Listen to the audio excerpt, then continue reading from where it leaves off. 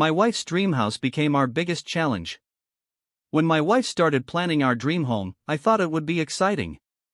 I never expected the project to test our patience, our budget, and our marriage more than anything else. I thought building a house would be easy. I was wrong. Posted by you/home builder husband. My wife Emma and I had been married for 7 years. For most of those years, we lived in a small apartment on the 3rd floor of an aging building.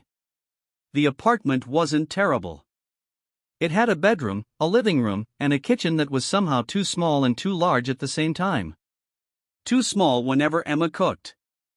Too large whenever I had to clean it. One evening I came home from work and found Emma sitting at the dining table surrounded by magazines. Not 1 or 2 magazines. 20. Maybe 30. There were sticky notes everywhere. Highlighter marks. Drawings. Floor plans. It looked like a detective was solving a major crime. I put my keys down. Should I be worried? Emma looked up and smiled. Not at all. That smile worried me even more. What are you doing? She tapped the papers. Planning. Planning what? Our future house. I laughed. She didn't. My laughter slowly faded. Oh no. Oh yes. I sat down. Emma, we don't even own land. Not yet. We don't have a builder. Not yet. We don't have enough money. She pointed at me. Negative attitude. I covered my face. She laughed. And that was the moment everything started. Over the next few weeks, our evenings turned into house meetings. Every night. Without fail. Honey, should the kitchen island be 6 feet or 8 feet? I don't know. Think carefully. It's a kitchen island, not a nuclear reactor. She stared at me. The answer is 8 feet. Then why ask me? Because we're making decisions together. You're making decisions. I'm approving them. A month later we found a piece of land. It wasn't huge. But it was beautiful. Open sky. Quiet neighborhood.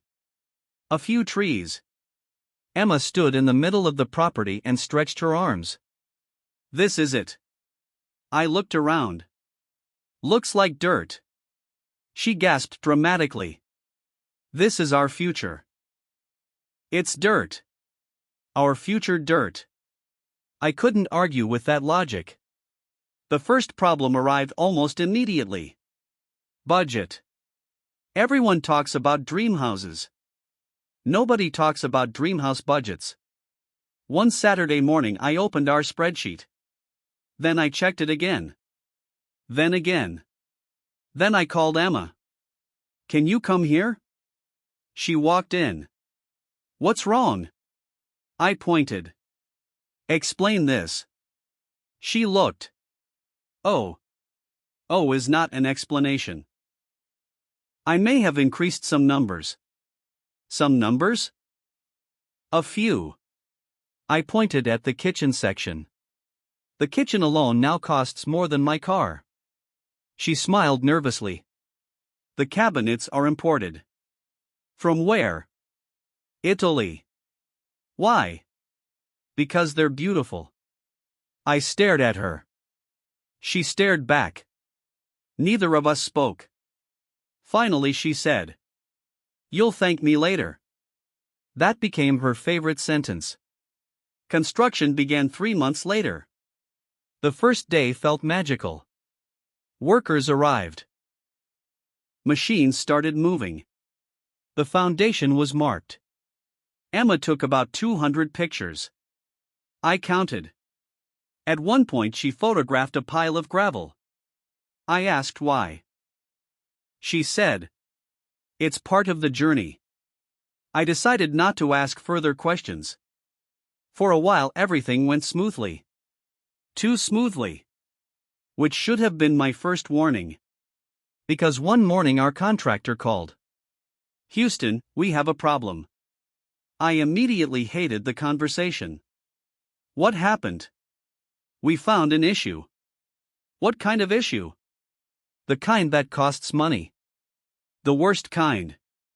That evening, Emma and I sat at the kitchen table. The contractor explained the problem. The soil needed additional work. More time. More money. More delays. After he left, silence filled the room. Finally, Emma spoke. How bad is it? I showed her the estimate. Her eyes widened. Oh. That was exactly the same reaction she had when she bought the expensive cabinets. I wasn't amused. A few weeks later, we had our first major argument. Over windows. Yes. Windows. Adult marriage is strange. These windows are too expensive, I said. They're energy efficient. They cost a fortune. They save money long term. Long term doesn't help me survive this month. Emma crossed her arms. You're not seeing the big picture. You're not seeing the bank account. We stared at each other. The argument lasted 20 minutes. The silence afterward lasted 3 hours. Finally, at dinner, Emma pushed a plate toward me.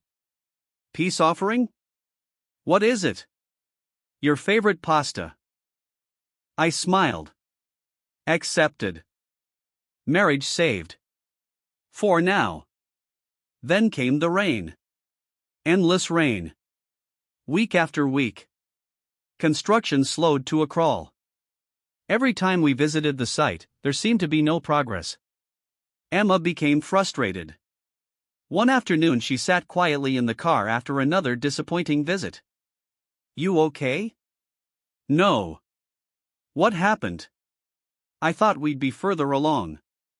We will get there. When? I laughed. Excellent question. She leaned her head against the window.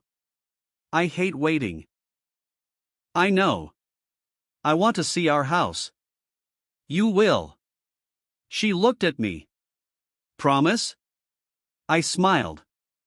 Promise. Months later, the frame finally went up. For the first time, the house looked like an actual house. We walked through the unfinished structure. No walls. No paint. No flooring. Just wooden framing. Yet somehow it already felt special.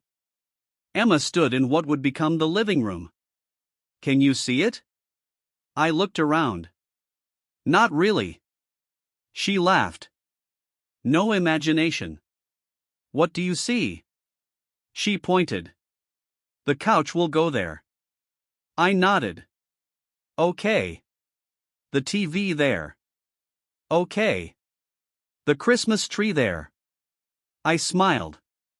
Now I could see it. And suddenly it didn't look like wood anymore. It looked like home. Then came another budget meeting. I hated budget meetings. Emma hated budget meetings. But budget meetings loved us. We sat at the table reviewing expenses. I highlighted a number.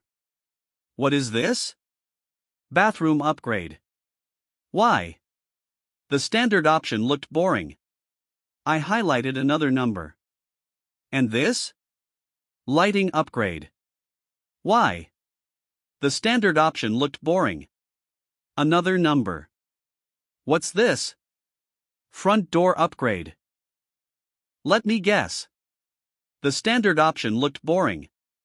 We both burst out laughing. Even Emma couldn't deny it. For the next 10 minutes, every expense was labeled because the standard option looked boring. It became an inside joke for the rest of the project. As moving day approached, stress reached its highest point. Small problems felt huge. Tiny mistakes felt catastrophic. One evening I snapped. I'm tired. Emma looked surprised. So am I. No, I mean really tired. She sat beside me. For a moment neither of us spoke. Then she took my hand. We'll get through this. I nodded. We always do. And for the first time in weeks, I felt a little better. After months of construction delays, budget disasters, and endless decisions, our house was finally starting to look real. The roof was finished. The walls were up. The electrical work was almost complete. For the first time, Emma and I could walk through actual rooms instead of wooden frames. I thought the hardest part was behind us. I was wrong. Very wrong. Because now came the most dangerous stage of all. Choosing finishes. One Saturday morning, Emma walked into the kitchen carrying paint samples. Hundreds of paint samples. What's all that? I asked. Paint colors. There are thousands. I know. Why? Because we need the perfect shade. I looked at 2 samples. They look identical. Emma gasped. They are completely different. I looked again. Nope. Same color. She pointed at one. This is soft ivory. Then pointed at another. This is warm ivory. I blinked. Emma. Yes? They are both white. For some reason, that statement almost started a fight. The paint debate lasted 3 weeks.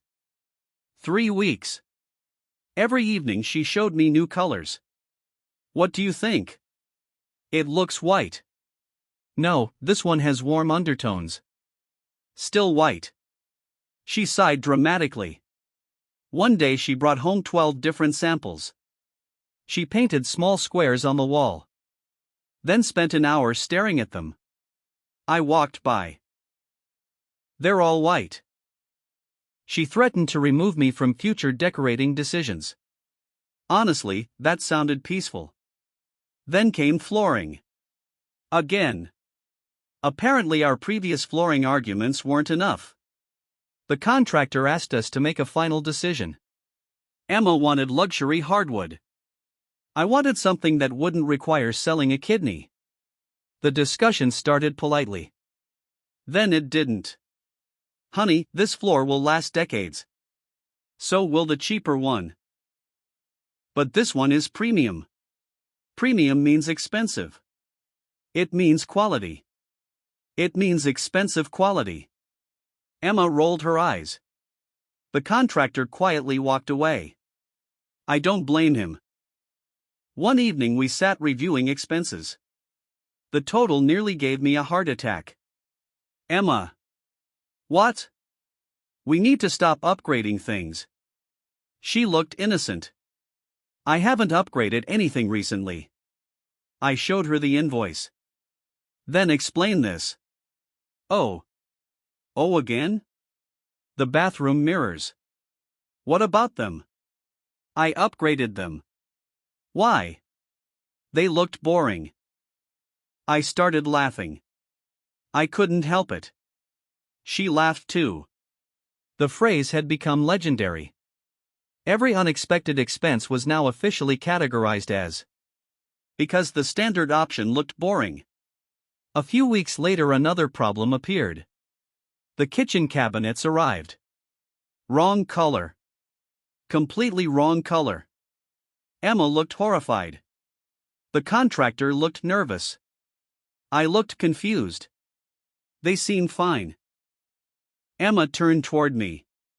They are green. I squinted. They're kind of green. They should be gray. The contractor checked paperwork. Then checked again. Then sighed. Looks like there was a mistake. A mistake that delayed the kitchen another month. Emma nearly cried. On the drive home she was silent. Finally I asked. You okay? No. We'll fix it. I waited 6 months for those cabinets. I know. She stared out the window. Then suddenly laughed. What? Remember when you thought building a house would be easy? I groaned. Please don't remind me. Furniture shopping was somehow even worse. I thought we'd walk into a store and buy furniture. Simple. Wrong again. Apparently there are thousands of couch options. Thousands. Emma sat on every single one. How about this one? No. Why?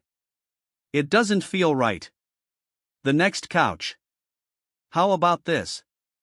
No. Why? It doesn't feel right.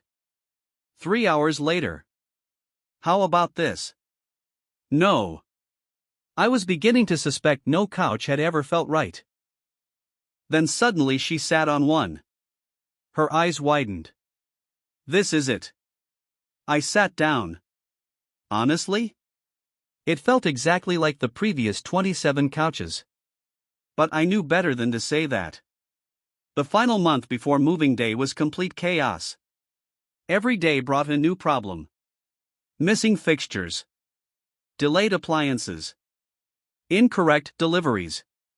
One morning our refrigerator delivery was postponed. Another week. Emma called me. The fridge isn't coming. Okay. That's your reaction? What would you like me to do? Be upset.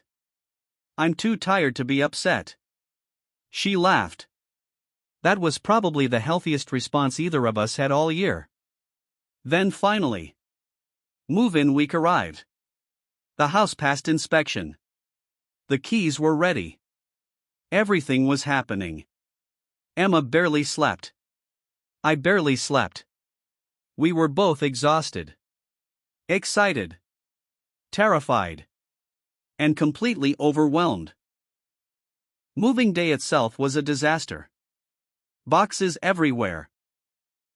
Furniture everywhere. Workers everywhere. At one point nobody could find the coffee maker. This became a serious emergency. Where's the coffee maker? Emma asked. I don't know. We need coffee. We don't even have chairs yet. Forget the chairs. She pointed dramatically. Find the coffee maker. For 30 minutes our entire family searched. Eventually my brother found it.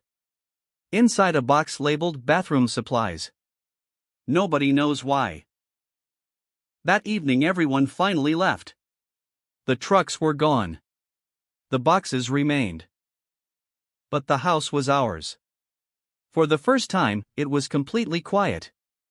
Emma and I sat on the living room floor eating pizza from a cardboard box.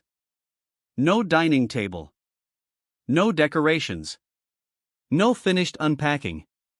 Just pizza. And silence.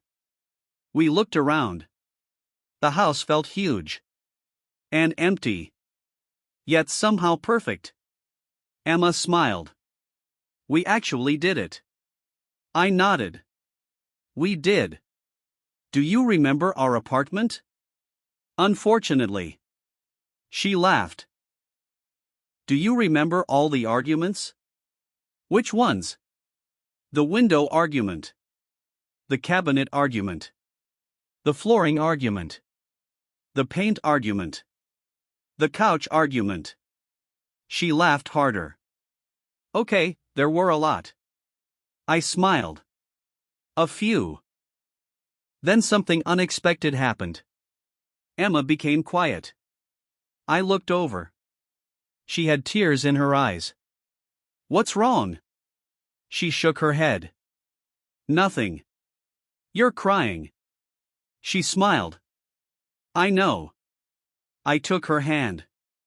What is it? She looked around the room. For a long moment she didn't speak. Finally she said. For years this was just a dream. I squeezed her hand. Yeah. And now we're sitting inside it.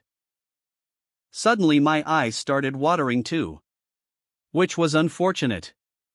Because now we were both emotional. And neither of us wanted to admit it. So we pretended to focus on pizza. Very emotional pizza. As the sun set outside our new home, Emma rested her head on my shoulder. Was it worth it? She asked. I looked around. The beautiful windows. The giant kitchen. The living room. The house we'd spent years planning together. I smiled. The stress wasn't worth it. She laughed. The budget problems weren't worth it. She laughed harder. The delays definitely weren't worth it. She nodded. But this? I wrapped my arm around her. This was worth it. For a moment, neither of us spoke. Then Emma pointed toward the living room window. You know. What? I was right about the expensive windows. I groaned. She laughed. And for the first time in a very long time, there were no contractors. No invoices. No delays. No arguments. Just a husband and wife sitting in the home they built together. And somehow, after everything, it felt even better than the dream. Thank you for joining us on this journey with Noon Manhwa Recaps. We work hard to bring you the best stories every day, and creating these videos takes a lot of time, effort, and resources. If you enjoyed this story, please like, share, and subscribe to show your support and appreciation. Don't forget to turn on notifications so you never miss a new story. Your support helps Noon Manhwa Recaps continue creating exciting content and bringing you fresh stories every single day.